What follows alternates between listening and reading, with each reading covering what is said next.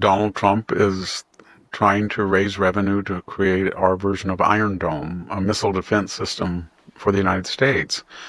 Because our enemies, whether it's Pakistan or North Korea or China or Russia, their whole premise is that we're such a sophisticated society that one nuclear missile, with a quarter megaton, a big one, could destroy an entire city, and that in itself, in psychological, economic, political, social, moral, would destroy the fabric of the United States. And they feel that they're more durable because they're much more acquainted with death and destruction, so that the whole system is asymmetrical. We'll threaten you, we'll do all this because you are so wealthy and so sophisticated and so humane, and you won't lose any, and you're not crazy like we are. And what Trump is trying to do is say, yeah, we're actually crazier than you are. And that's his effort to ensure deterrence.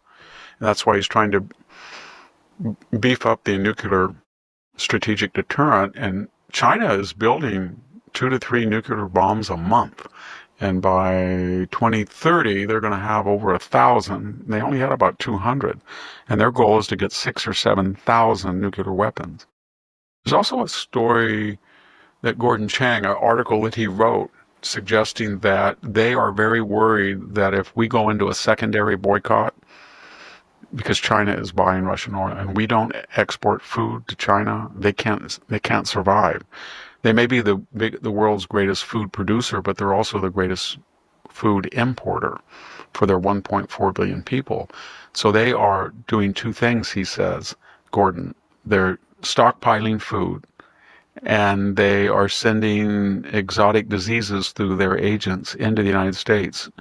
Two researchers in Michigan were caught with vira that could infect cropland, and then they had an anonymous mail campaign to various people sending seeds in the mail that as if they were, I don't know, just innocuous seeds, and they were invasive species that had the ability to kill crops, either through weeds, take them over, or somehow hybridization that would destroy that. And then they're, of course, buying land near farmland. They're buying farmland and other land near military bases. This all accelerated under Biden. They looked at Biden as a 4-year window into parity. They could not believe that he was president, whether it was the Chinese. We saw that in March of the first few months of his administration when they went to Anchorage, Alaska for a mini summit. And I thought, maybe the people would say to China, you killed 50 million people with your virus. You killed over 1 million Americans. You disabled probably 20 million Americans. And we don't like it. And we're going to, and they just said, Jake Sullivan and Anthony Blinken, and yelled at. And they just said, oh, please, don't be mean to me. At that point, everything followed. We had the Chinese balloon that came in. We had the open siding of China with Russia. We had China supplying a lot of arms to Iran. And their whole attitude was that the United States is in decline and we're going to just take advantage of this president because we might not ever get anybody like him again. And they might not. So I think Trump's strategy now is to do what Henry Kissinger said, that China shall not be a closer friend to Russia than it is to us, and Russia won't be closer to China than it is to us. Triangulation, and break up that alliance. And the alliance is based on the tensions between China, a potential alliance with either one of them to break them up.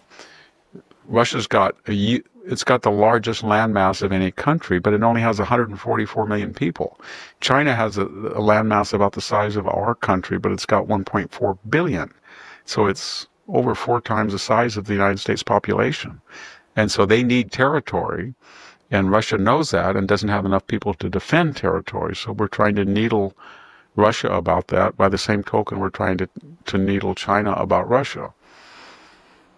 Since you have entered the China zone, the news this week, and I think one of these is last week, is that China has banned foreigners from leaving the country, or at least a couple of them. They do this, but one of them is simply a U.S. government employee for the Commerce Department that has been forbidden to leave. And then there's a Wells Fargo executive that has been. So just so you know the nature of the people that you're...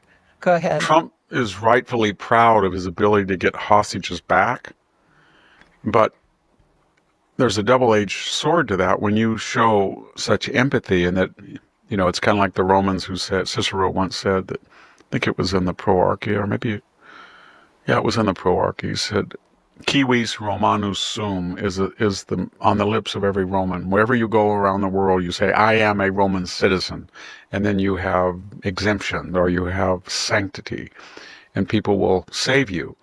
Well, if you have that attitude, then you're almost inviting people to take Americans hostage, because Trump will react to it and try to negotiate them way home. Whereas Biden either didn't know they were gone, didn't care, and didn't do much. Unless they were DEI, in the case of Brittany Griner, where he left a U.S. former military service person and did everything he could to bring this African-American basketball player home, who, unlike the other person, was guilty of trying to bring marijuana into a totalitarian country where the other guy hadn't done anything. And then the other news on China is that have, I want to say armed, but have equipped regular fishing trawlers with sophisticated surveillance, and they have these trawlers all over the Indian Ocean, not just the South China Sea or anything like that, into the Indian Ocean along the east coast of Africa. And so they're trying to get in the Persian Gulf. I saw one. So they're trying to get information on all these countries for whatever reason. We don't really know. Well, China's whole theory is that they don't have oil. They don't have natural gas. They have some oil, 6 million barrels a day or something.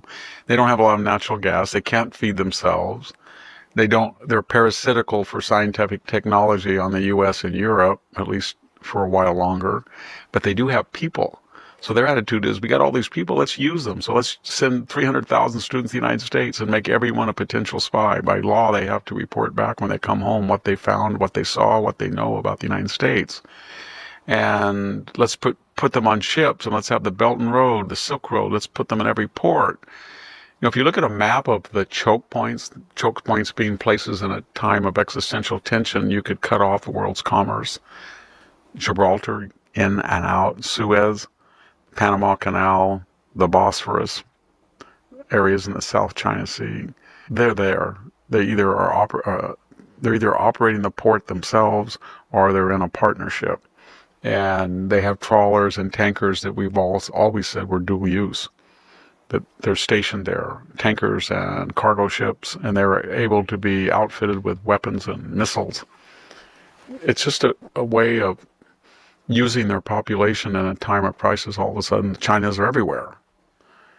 And I don't think that our intelligentsia understands that. I think partly because China's given so much money, I think $500 million in the last 2 years to universities here. They flooded the zone with 300,000 students. They've brilliantly tapped into the yellow peril racism of the 19th century and said the Americans are racist. They've used DEI to say they were, part of the DEI exploited minority in American history. They do all of that. And the result is to create a landscape in which they're not treated the way they should be treated.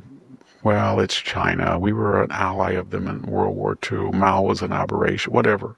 But if we were empirical, we would say this is an existential threat to us. They hate our guts. They want to destroy us. And we have to be very careful with them because they're insidious. All right, Victor. Well, let's go ahead and take a break, and then we'll come back and talk a little bit about the First Gulf War. Stay with us, and we'll be right back. I would like to take a moment to welcome a new sponsor, Vibrance. The ingredients in Vibrance Super C Serum can replace your day creams, night creams, wrinkle creams, neck creams, and even dark spot reducers. Made in USA of the highest quality ingredients, including vitamin C, hyaluronic acid, vitamin B5, and vitamin E, Super C Serum delivers noticeable results. Simplify your skincare routine. Get a healthier complexion and minimize wrinkles and age spots with Vibrance. And if you don't find it better than your current skincare routine, you'll get a full refund. Go to Vibrance.com/Victor and save up to 37% and free shipping. That's Vibrance, Vibrance, Vibrance.com/Victor davishanson.com/Victor. I used it for the first time the other day, and it made my skin immediately feel softer and moister. What a difference. Welcome back to the Victor Davis Hanson Show. You can find Victor on social media. His X handle is @VDHanson, and his Facebook page is Hanson's Morning Cup. So please come join him there if social media is your place to get news. So, Victor, we're anxious to hear about the first Gulf War, and I know one of the big things in that war was the speed with which it was conducted, but also that there were claims of WMD, right? Isn't that? Oh, wait, that was the second Gulf War. Did I get it? There were claims of WMD in the second Gulf War, but there was also claims in the first Gulf War because we found nerve gas deposits and bombed them. And that has been a putative cause of Gulf War syndrome. That sarin gas, when it's in the air, can get into the DNA of people and make them chronically sick and give you birth defects in heart valves, leukemia of your children. So we had a lot of soldiers that were in the area when we bombed his first generation WMD and that orange cloud or Agent Orange. We also used chemicals. They had chemicals. We didn't use them. We used bombs to destroy their chemical and nerve depots. And some of that toxicity Americans were exposed. We had hundreds, thousands of American soldiers that came back and had mono-like symptoms. Fatigue, dizziness, long COVID, kind of terrible thing. The war, though, broke out because when they took our hostages, they being the new theocracy, Khomeini, Saddam thought in 1980 he would jump in because nobody in the West liked him, and he was a partner of Russia. But if he attacked Iran, he could change the border, get Iraq is still mad when the British colonialists divided up the Middle East. They gave Kuwait, which had been under Ottoman times, had been part of the Iraq province. So Iraq really didn't have a port now except down near Bosra. So they thought they would expand at the expense of Iran. That war went on for basically a decade. And Iraq only had a third of the population. And that's when Kissinger said, it's too bad both sides can't lose. And that was Iran-Contra when we were trying to get hostages by giving them weapons to fight Iraq, and we armed Iraq. We did a lot of dumb things that we thought were necessary. We gave passes to Saddam's genocidal history so he would hurt Iran. Nevertheless, when it was all over, Iraq sort of won in the sense that Iran sued for peace. So Saddam had this huge army that was battle-hardened, like 1 million combat troops and another 1 million reserves. He had like 4,000 T-62 and T-72 frontline Russian tanks. I'm just saying that that summer of 1990, people were scared of him. So then he went into Kuwait and he threatened the Kuwaitis and said, I want two things. All the oil wells on the border, you're drilling down, and then you're going underneath and taking my oil on my side of the border. So I want your border oil wells. And then I want $10 billion from you, 20 from the Saudis, because I'm an Arab and these were Persians and I stopped them. And I lost 300,000 or 400,000 dead. So you pay me. And they said, no, you attacked. It was your foolhardy expedition. We're not going to pay you. So he invaded. And then, of course, the famous comment by the ambassador to Iraq under George H.W. Bush, April Glaspie. It's one of those controversial remarks. Did this destroy deterrence? When Saddam and she talked, he said, I'm paraphrasing, what would be the attitude of the United States? And she said something to the effect that we don't involve ourselves in interstate boundary disputes of the Arab world. He came from that conversation thinking that he was going to invade Kuwait, which he did. He absorbed it in 2 days. So now he had oil. He was getting up to 20% of Middle East oil, and there was no way the Saudis could stop him. He had this huge army, and Kuwait was right next to Saudi, and the Saudis begged, and we were kind of, if you remember that great Senate debate, no blood for oil, no blood for oil. The Saudis were the ones that, gave us these oil boycotts. Why should we help them? And the Bush administration, George H.W. Bush, basically sent James Baker, their Secretary of State, and Dick Cheney all over the Arab world and said, look,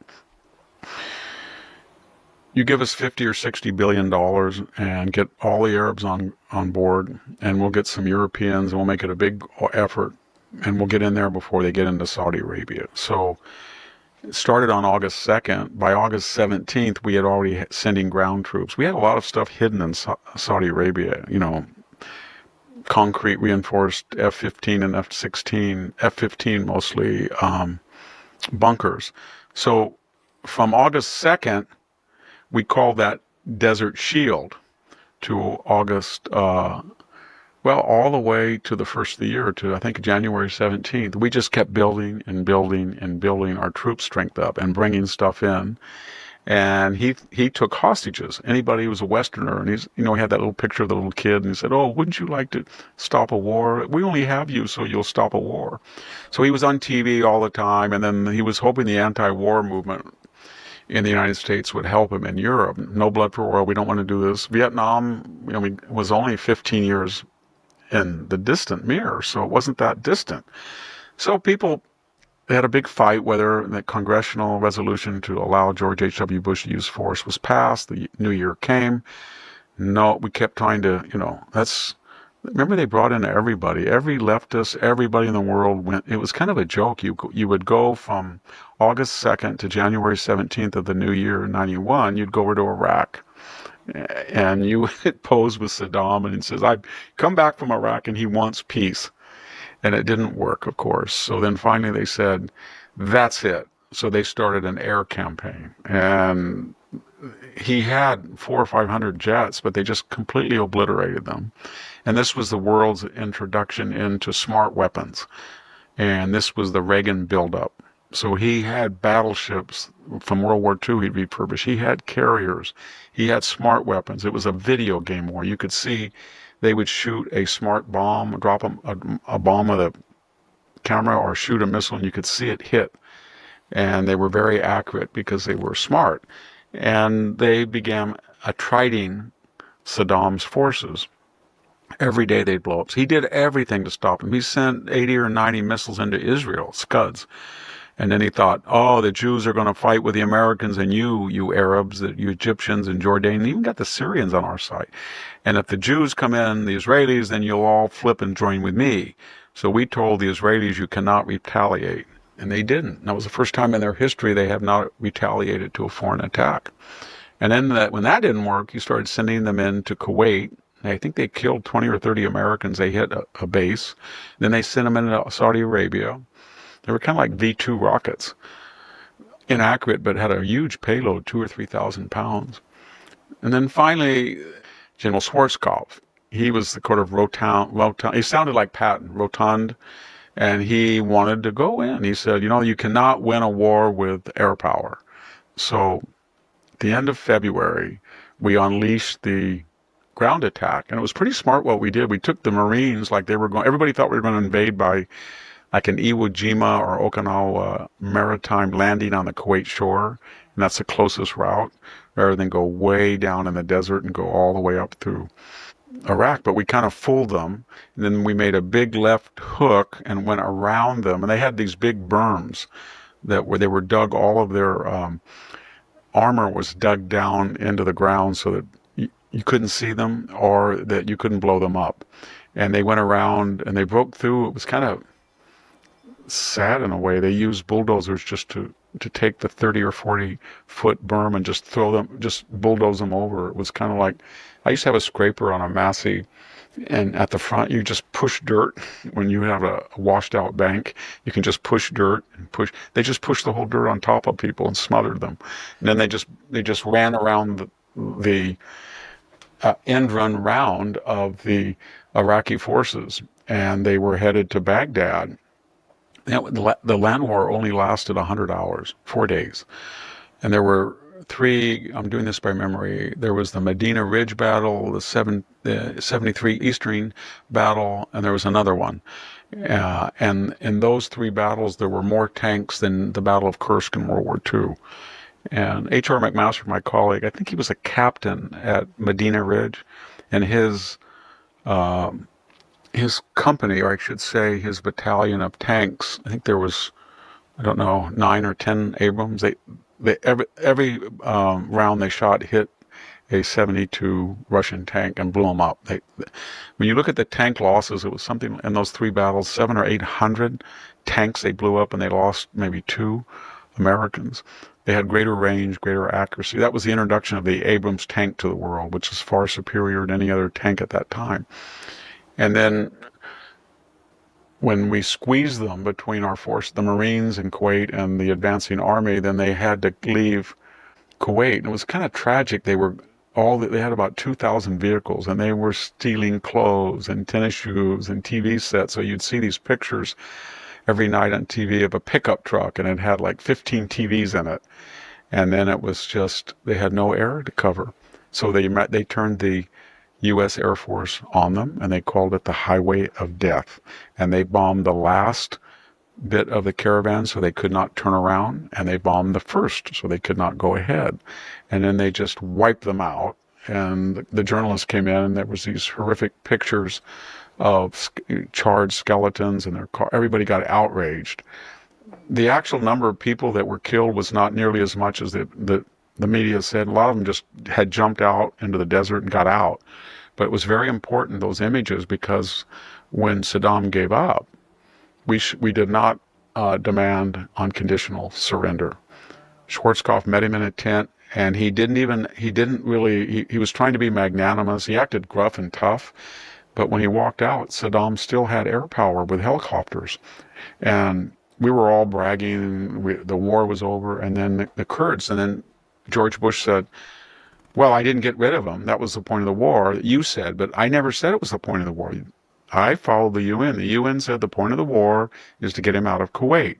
If I try to remove him, the Arab world will get scared because that will empower Iran and radical Islamicists. So I did, and they said, well, he's killing the Kurds. The Kurds rose up because he said, that wasn't my goal, but it could be your goal if you want to rise up to dissidents. So they did rise up, and we didn't help them.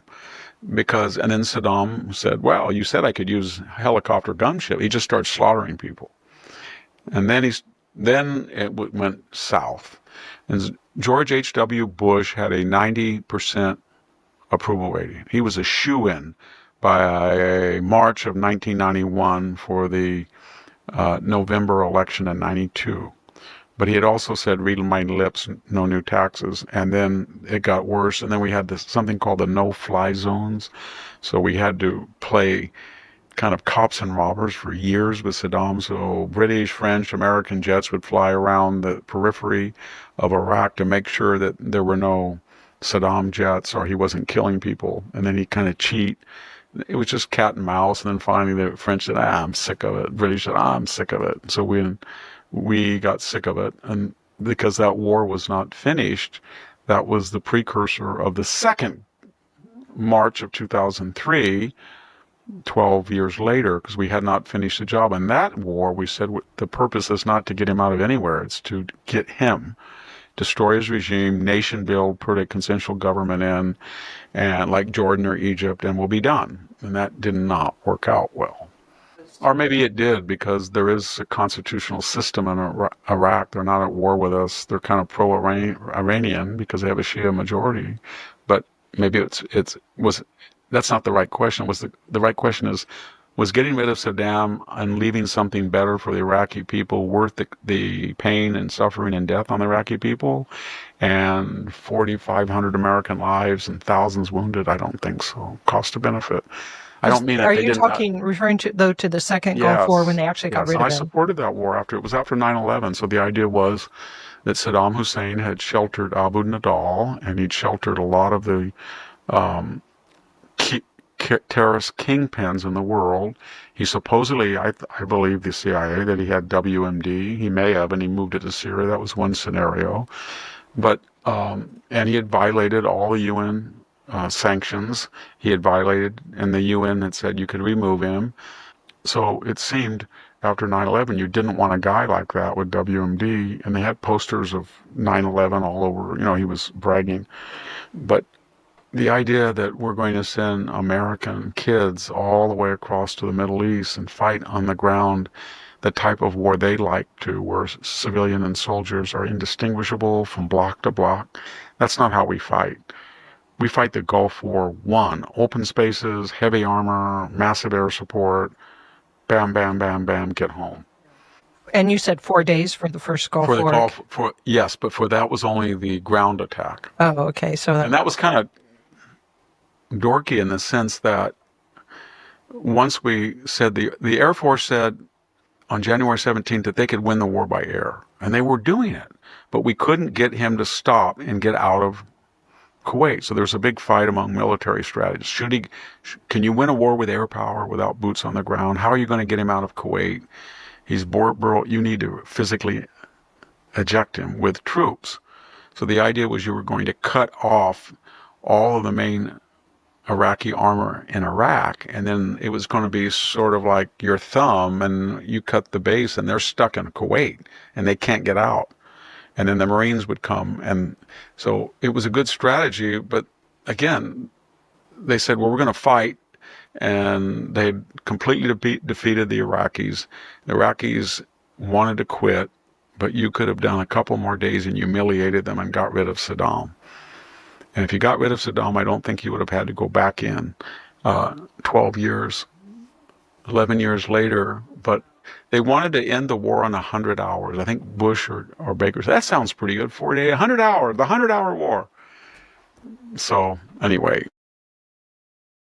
I remember after the second Gulf War that there were people that wanted to be critics of George W. Bush, and they made the argument that women, of course, and this was the left, women were better off under Saddam Hussein than they were under this new free state, which, in some ways you could make that argument since, freedom and democracy makes it difficult for women in an Islamic state. With my friend Christopher Hitchens, and he made the twofold argument that Afghanistan was better under the Russians because they were secular and they gave women the same rights as men, and they were better than the Taliban. We had fought the wrong war and helped the wrong people. And then in the second Gulf War, he said he had a tripart ranking. What we created was the best. Saddam was second, and the Islamists were the worst. He was right about that. And if you weren't going to go in, then Saddam was better than the alternative. But he probably killed over 1 million of his own people. And in some really unusual fashion. Oh, there's that really scary, horrific picture where he's speaking. It's like Stalin speaking to the World War II Politburo, and he's speaking, and he stops, and everybody keeps clapping, and then he starts saying that there's people in this room that are traitors, that are Western spies, and everybody looks around, and they keep clapping. No, great Saddam. He goes, yes, there are. And all of a sudden, these people, his special forces, come in from the back, and they drag people out, and they're please, and they're screaming and kicking, and they take them right out, and you hear them shoot them. Everybody hears them shoot them. And they go, Saddam. And then the whole family was corrupt. It was just a mess. Yeah, sure is. Well, Victor, let's go ahead and take a break and come back and talk a little bit about California Senator Alex Padilla and Trump threatening Canada with higher tariffs. Stay with us, and we'll be right back. Are you ready to move easily and independently without pain or stiffness holding you back? Do you want to look in the mirror and see a plumb, hydrated glow instead of more fine lines and wrinkles? Discover Native Path Collagen. Made with only type 1 and 3 collagen fibers, the two most important types that make up 90% of the collagen in your body. Found in your cartilage, bones, skin, hair, nails, and gut. Type 1 and 3 provide maximum benefits without the need for unnecessary fillers. Native Path Collagen is a single ingredient formula with no fillers, additives, or artificial sweeteners. Plus, it's third-party tested for heavy metals, ensuring purity and safety. Completely flavorless, Native Path Collagen can be added to anything. Coffee, smoothies, oatmeal, you name it. Its peptide formula makes it more bioavailable, meaning it's absorbed more easily and mixes perfectly without clumping. And you can get 3 or 6 packs at a fraction of the price of other brands. Visit getnativepath.com/Victor and start your transformation today. That is getnativepath.com/VICTOR. I personally love the PM collagen formula with melatonin. It's given me many nights of great sleep, and the electrolyte drink mix for my water